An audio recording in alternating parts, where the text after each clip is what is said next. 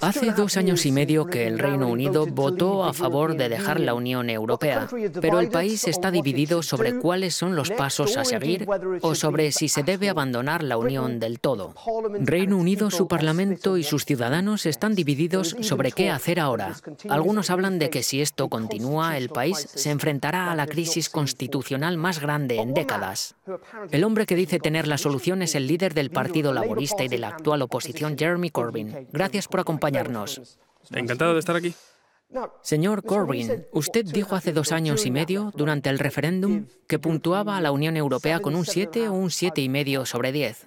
Al final de 2018, ¿qué nota le daría? Es una buena pregunta. Le di un 7,5 porque mi crítica se centraba en el desarrollo de la economía del libre mercado de la Unión, en el rol que el Banco Central Europeo jugó en la crisis de austeridad, aunque el Reino Unido no esté en el euro,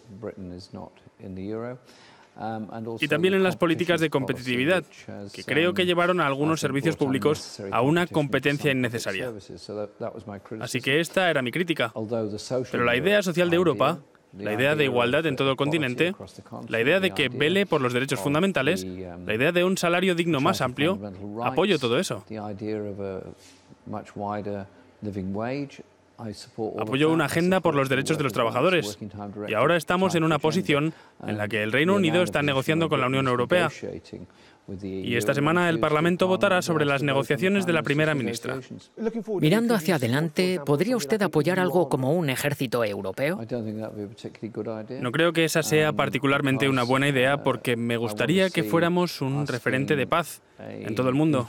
Y quiero trabajar, si estuviera en el gobierno, con todos los países dentro y fuera de Europa para promover la paz, el entendimiento y el diálogo. Pero también para luchar contra la violación de los derechos humanos que existe en los bordes de Europa. También para tener un mejor planteamiento frente a la crisis de refugiados. Hay una horrible crisis de refugiados en Libia, además de un trato terrible y una explotación. Hay un gran número de gente, cientos muriendo cada mes en el Mediterráneo intentando alejarse de la crisis en la que están atrapados. Tenemos una responsabilidad moral sobre algo así. Suena como si ahora le fuese a dar un 6 sobre 10. No, le daría la misma puntuación. Hemos escuchado que... Escuché, hay gente en Europa que...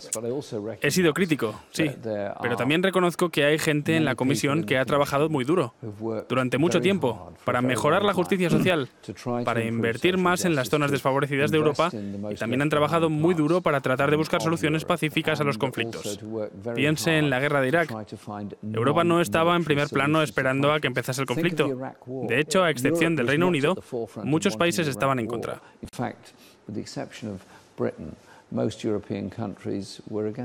Y sobre el propio Brexit, hemos escuchado a muchos mandatarios europeos decir que el acuerdo de Theresa May no solo era el mejor, sino el único posible. ¿Ha tenido alguna conversación privada que le haga pensar que puede negociar su propio acuerdo? No digo que se haya hablado en privado porque no soy yo quien está negociando. Lo que dejé muy claro, tanto públicamente como en las reuniones que he tenido, es que el acuerdo no es aceptable porque no... Sí lo es para Europa, sin embargo. Bueno, es la negociación que Europa acordó con la primera ministra británica. Ahora tendrá que llevarlo al Parlamento y todo indica que el martes será bloqueado significativamente por la Cámara. Va a ser rechazado porque no es un acuerdo aceptable. Cuando tienes un referéndum en el que la misma primera ministra dice que la gente votó para retomar el control, pero hay un proceso en marcha por el que vas directamente hacia una valla de contención que no podrás abandonar sin el permiso de la otra parte, eso no es recuperar el control.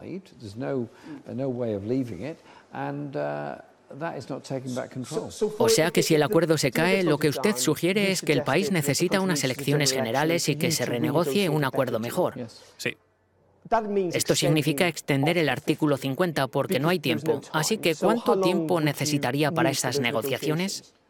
Bueno, obviamente empezaría las negociaciones de inmediato y fijaría los parámetros, pero la diferencia es que... Pero eso no va a suceder antes del final de marzo. Bueno, justo le estaba explicando que los parámetros son muy importantes. Piense en cuando el artículo 50 fue invocado en marzo de 2017. El gobierno se puso a hacer todo tipo de declaraciones sobre los acuerdos comerciales que harían en todo el mundo. Liam Fox dijo que iba a cerrar 40 acuerdos comerciales y que todo terminaría en 5 minutos.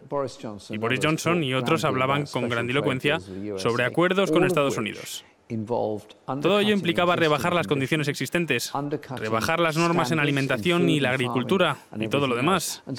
Y así todo el tiempo la Unión Europea habría estado mirando a Gran Bretaña diciendo: espera, no están negociando con nosotros, están negociando con ellos mismos sobre otra cosa. Le llevaría de 18 meses a 2 años negociar un acuerdo. Eso significa que seguiremos estando en el artículo 50 durante los próximos años. Es mejor asegurarse de que consigan un acuerdo que funcione, de que tengamos ese acceso al comercio, de que protejamos esos puestos de trabajo y de que los ciudadanos de la Unión Europea que han hecho sus hogares en el Reino Unido puedan permanecer, y de que sus familias permanezcan con ellos, y de que se les reconozca por la fantástica contribución que han hecho a nuestra sociedad. Suena como si estuviera dispuesto a tener eso. Pero es que también se puede entender por qué la gente votó como lo hizo en el referéndum.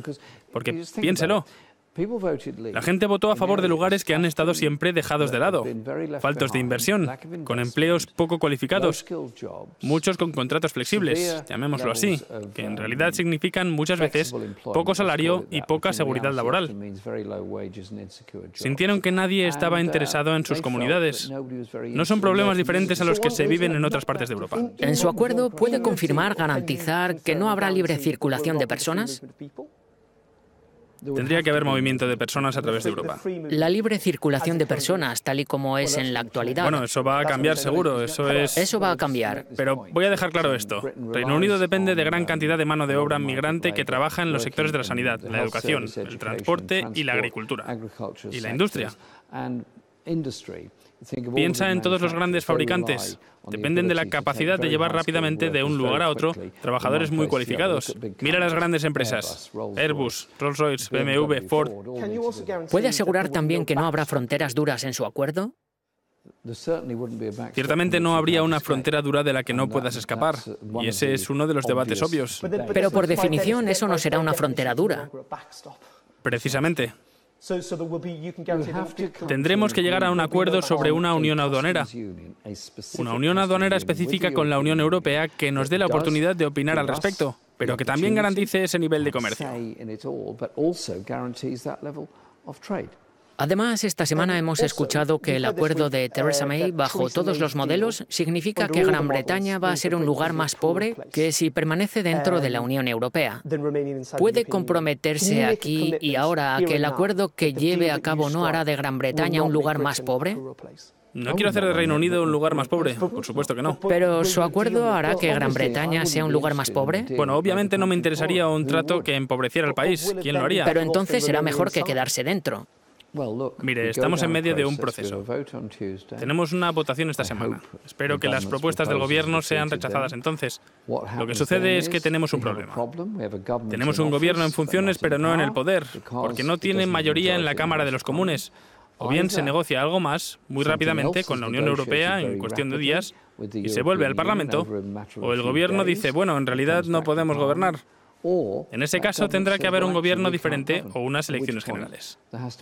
Pero fundamentalmente el problema es que va a ser muy difícil para usted llegar a un acuerdo que suponga para el Reino Unido un aumento de riqueza respecto a su situación actual dentro de la UE. Ha enfatizado la idea de que esto... He hecho un comentario sobre el comercio. He insistido en que no permitamos que nuestras condiciones sean inferiores a las de la Unión Europea. De hecho, me gustaría que estuvieran por encima de ella. Hay muchas áreas sobre los derechos de los trabajadores que me gustaría tener más en consideración que el promedio de la Unión Europea. Sobre esta cuestión del segundo referéndum, que usted dice que está ahora sobre la mesa como opción, ¿cómo haría campaña ahora? Entonces, ¿la elección sería entre el acuerdo de May o permanecer en la UE?